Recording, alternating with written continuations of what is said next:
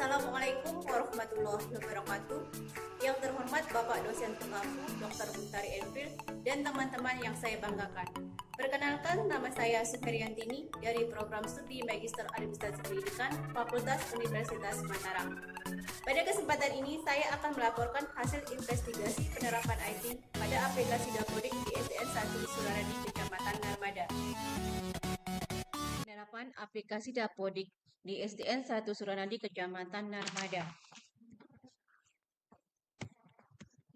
Persebaran guru di lapangan belum merata, di mana persebarannya dinilai jauh dari penataan guru itu sendiri. Kadang terjadi pada sekolah yang sebenarnya kekurangan guru, justru gurunya lah yang ditarik dan dipindahkan untuk mengajar di sekolah lain.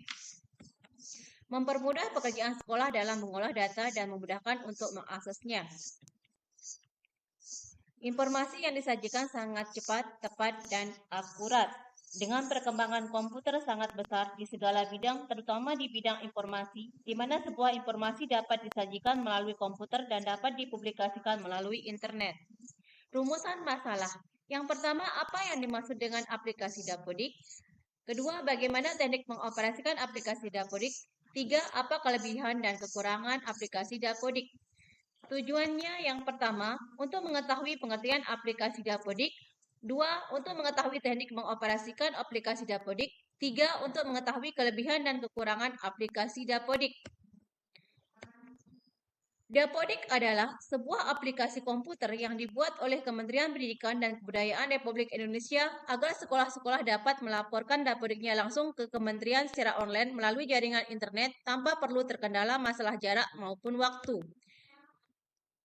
Tujuan penerapan Dapodik di sekolah adalah untuk memperoleh data secara langsung yang tepat, akurat, valid, lengkap, dapat dipertanggungjawabkan, dan termutakhir. Data dari sekolah akan digunakan oleh Kementerian Pendidikan dan Kebudayaan serta Dinas Pendidikan Provinsi dan Kabupaten Kota untuk perencanaan dan evaluasi program. Spesifikasi aplikasi Dapodik. Laptop yang digunakan oleh operator sekolah sudah memenuhi standar spesifikasi minimal. Menginstal dan menggunakan aplikasi Dapodik terbaru tahun 2022. Spesifikasi komputer yang direkomendasikan yaitu prosesor Intel iCore 3 atau yang setara, memori standar 4GB DDR3, hard drive 120GB SSD atau 500GB HDD, sistem operasi Windows 10, aplikasi terpasang peramban web seperti Google Chrome, Mozilla Firefox atau Opera. Cara entry data pada aplikasi Dapodik antara lain sebagai berikut. 1. Install aplikasi Dapodik pada komputer Anda. 2. Registrasi aplikasi Dapodik. 3. Login menggunakan username dan password yang sudah berhasil diregistrasikan. 4. Isi seluruh kelengkapan data pada aplikasi Dapodik. 5. Setelah semua data di-entry, maka data tersebut akan divalidasi. Yang keenam, apabila data telah divalidasi, maka sinkronisasi data pada aplikasi Dapodik bisa dilakukan secara komputer terhubung jaringan internet. 7. Jika proses sinkronisasi sudah selesai, selanjutnya di dalam form sinkronisasi akan tampil waktu yang diperlukan untuk menyelesaikan sinkronisasi dan peringatan bahwa sinkronisasi berhasil.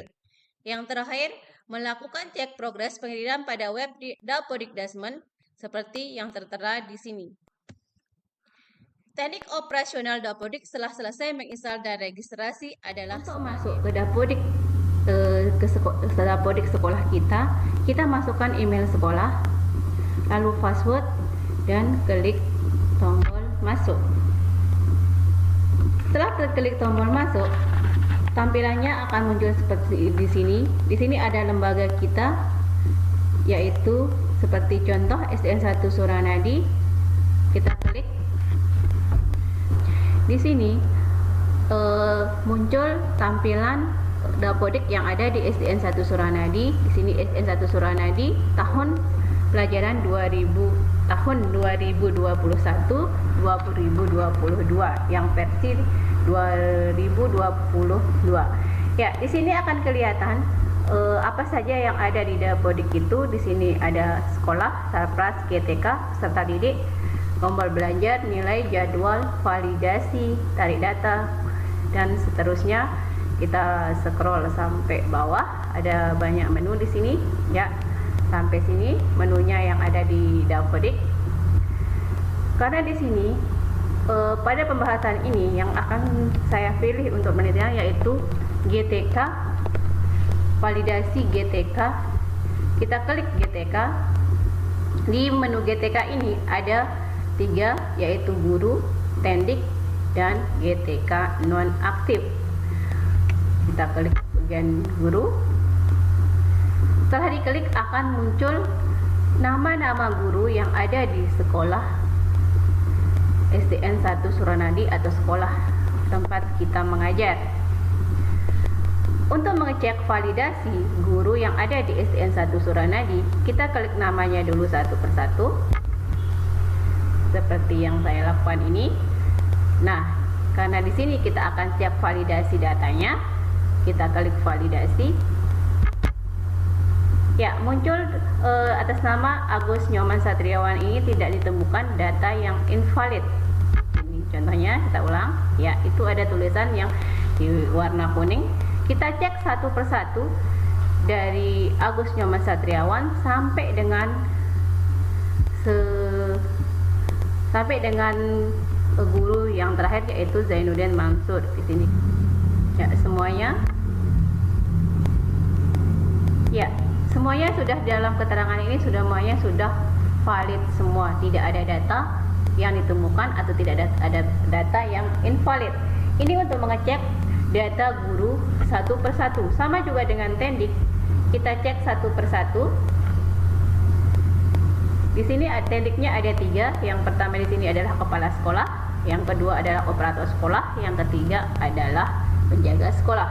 Sama dengan guru, kita cek satu persatu apakah datanya sudah valid atau masih invalid. Tidak memiliki daftar invalid juga keterangannya. Sama, tidak memiliki daftar invalid. Ya, sama juga datanya sudah valid semua. Selanjutnya kita cek GTK nonaktif, karena di sekolah saya tidak ada GTK yang nonaktif, makanya datanya kosong. Nah, kalau ingin mempersingkat waktu untuk mengecek validasi GTK ini, apakah semua guru, semua tendik itu sudah valid, kita cek secara cepat. Kalau kita ingin mengecek keseluruhannya secara cepat, kita bisa pilih menu validasi yang ada di sini. Pilih validasi lokal. Kita cek validasi lokal itu, kita klik, muncullah menu-menu yang ada, yang mana yang akan kita validasi. Di sini ada sekolah, sarpras, peserta didik, GTK, tombol belajar, pembelajaran, nilai atau referensi. Karena dari awal saya membahas tentang GTK, tentang validasi GTK, saya akan klik GTK untuk mengeceknya, untuk mengecek semua data GTK yang baik itu guru, tendik maupun GTK nonaktif. Dan sudah diklik akan muncul di sini ada invalid 0, invalid juga 0, berarti di sini datanya semuanya sudah valid, tidak ada data yang invalid. Selain itu juga untuk mengetahuinya kita lihat keterangan di bawah. Di sini ada keterangannya bilang terima kasih seluruh data valid.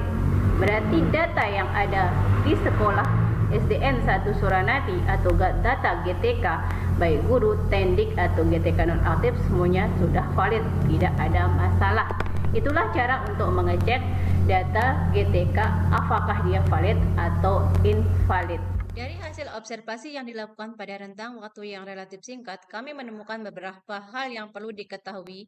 Di antaranya, yang pertama jenis Dapodik, yang kedua fungsi Dapodik, dan manfaat Dapodik.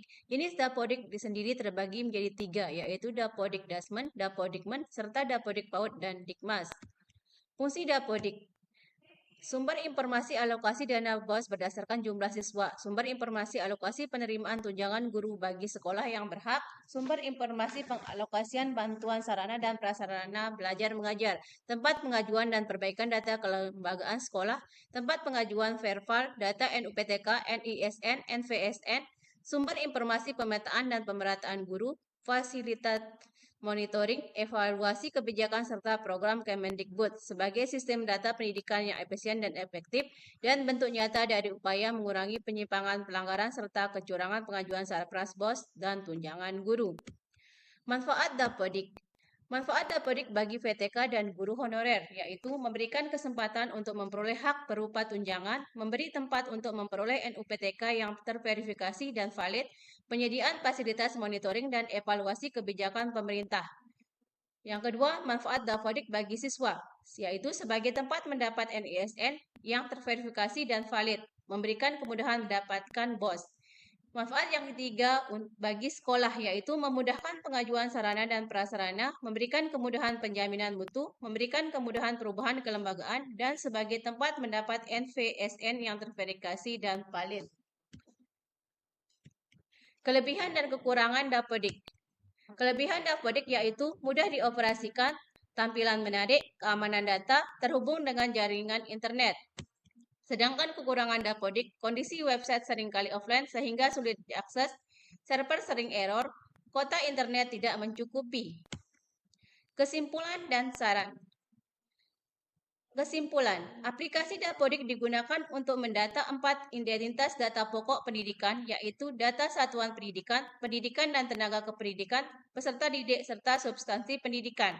Proses entry data atau memasukkan data aplikasi Dapodik ini dimulai dari proses instalisasi dan lain sebagainya.